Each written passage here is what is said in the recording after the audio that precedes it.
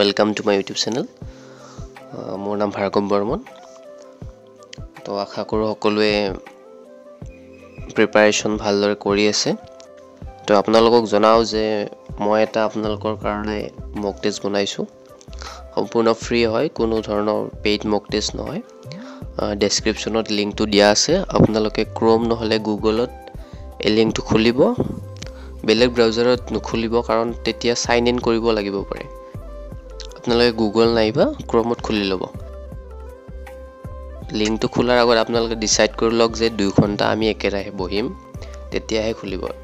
যদি আপোনালোকৰ এতিয়া সময় বৰ্তমান নাই তেতিয়া নুখুলিব। যেতিয়া সময় হ'ব, সন্ধিয়া হওক আবেলি হওক, তেতিয়া লিংকটো খোলক আৰু 2 ঘণ্টা মোবাইলত এলাৰ্ম লগাওক যে 2 ঘণ্টাৰ ভিতৰত কমপ্লিট কৰিব পাৰিছে নে নাই। ঠিক আছে। এটা কথা মনত ৰাখিব যে মক টেষ্টটো ছাবমিট কৰিবলৈ গোটেইকেইটা কুৱেশ্যন এটেম্প কৰাটো জৰুৰী। গতিকে কোনোবা যদি কুৱেশ্যন আপোনালোকে নোৱাৰে, এইটো আপোনালোকে ৰেণ্ডমলি কোনোবা এটা অপশ্যন টিক কৰিব।